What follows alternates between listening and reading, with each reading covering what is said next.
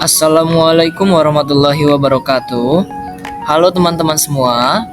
Kami dari kelompok 2 kelas A ingin menjelaskan materi yang berjudul Ejaan Bahasa Indonesia yang disempurnakan.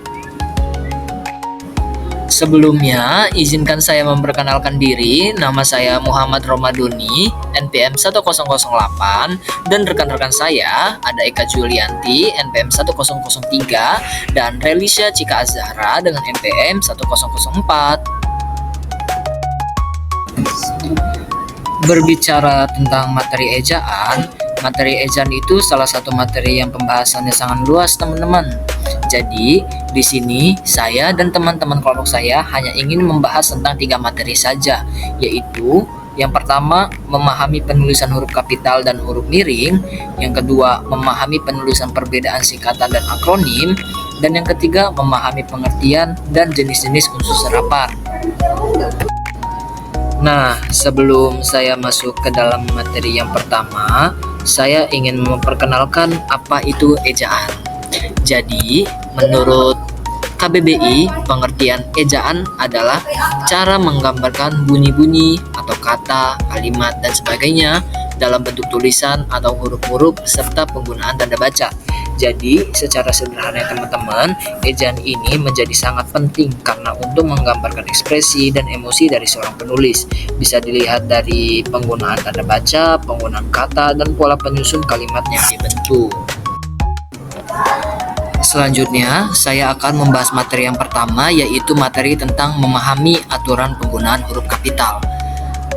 Yang pertama, ketentuan penulisan huruf kapital pada huruf pertama awal kalimat. Contoh kalimatnya, Adam membaca buku.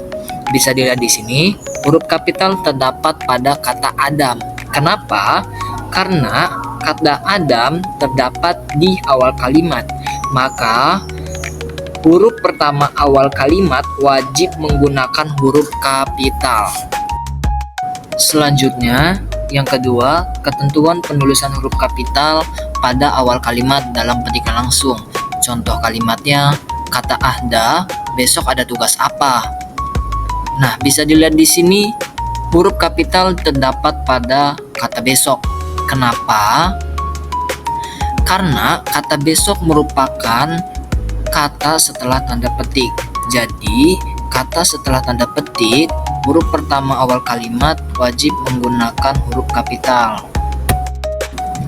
Selanjutnya, yang ketiga, ketentuan penulisan huruf kapital pada huruf pertama unsur nama jabatan dan pangkat yang diikuti nama orang.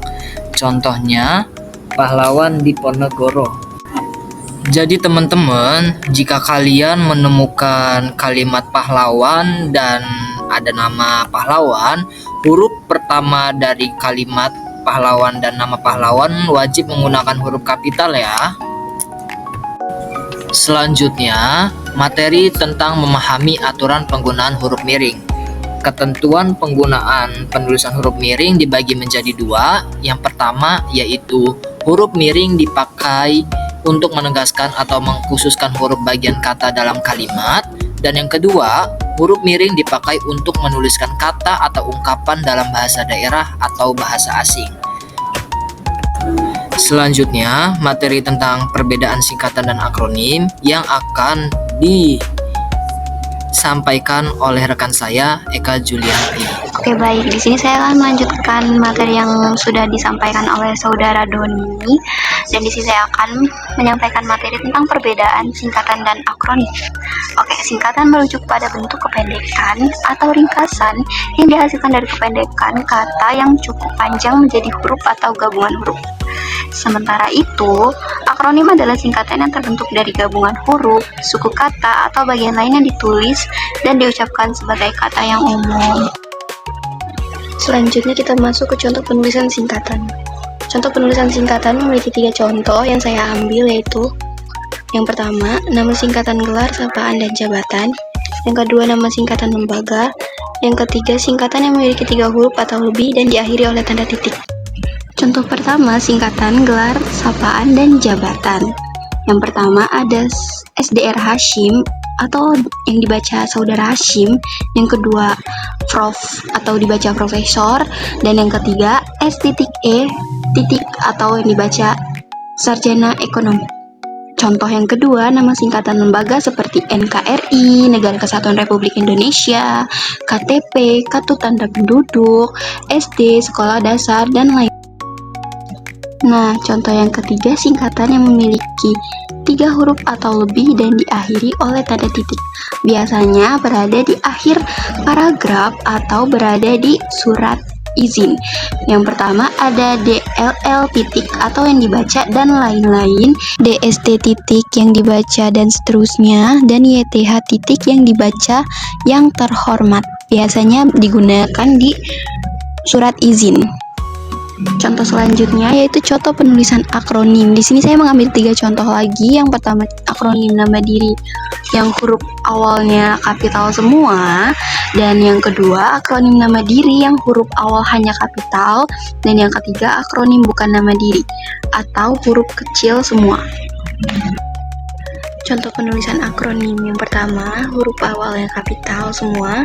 Di sini ada LIPI, Lembaga Ilmu Pengetahuan Indonesia, dan BIN, Badan Intelijen Indonesia.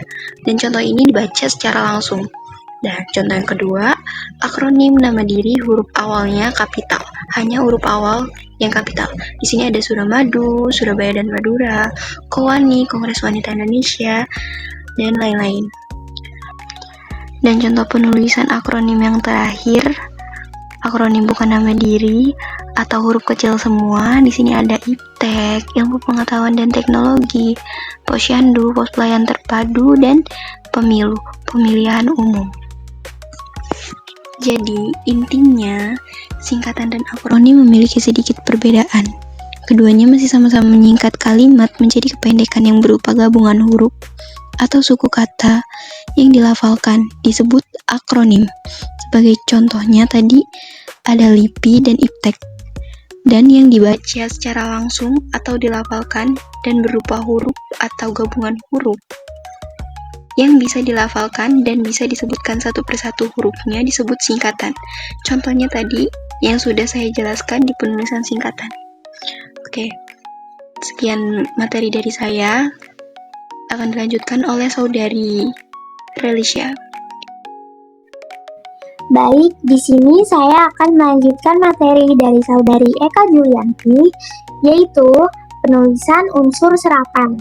Jadi, unsur serapan adalah kata atau istilah yang berasal dari bahasa asing atau bahasa daerah yang diambil dan digunakan dalam bahasa Indonesia.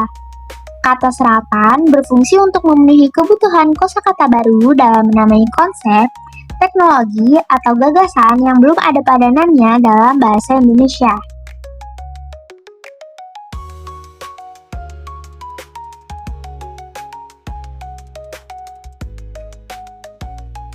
Nah, berdasarkan taraf integrasinya, unsur serapan dalam bahasa Indonesia dapat dibagi menjadi 2 kelompok besar.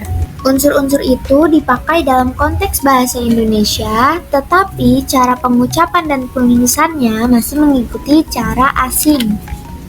Lalu yang kedua itu ada unsur asing yang penulisan dan pengucapannya disesuaikan dengan kaidah bahasa Indonesia.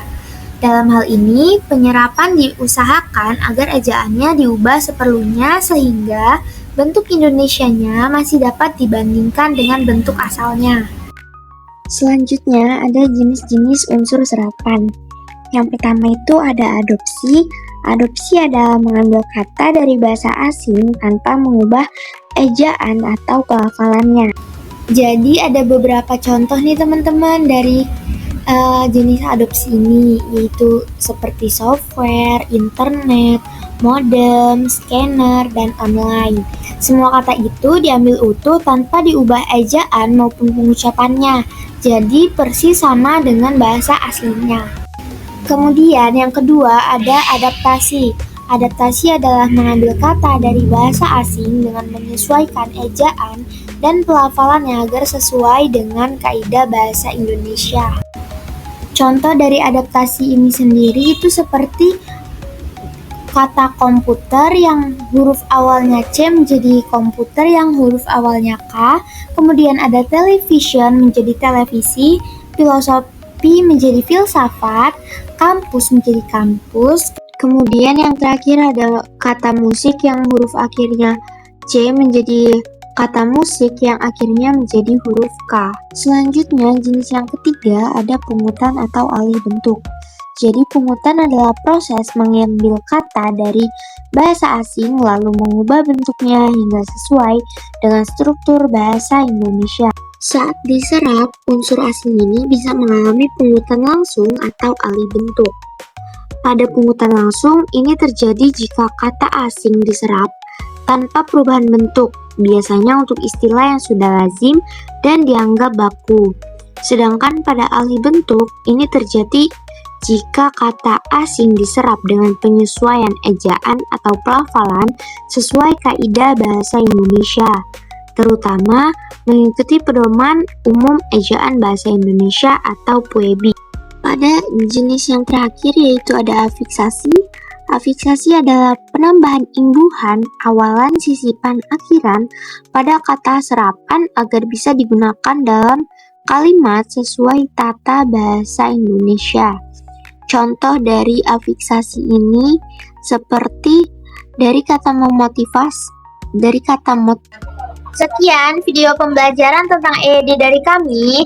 Semoga membantu ya teman-teman. Kami akhiri. Wassalamualaikum warahmatullahi wabarakatuh.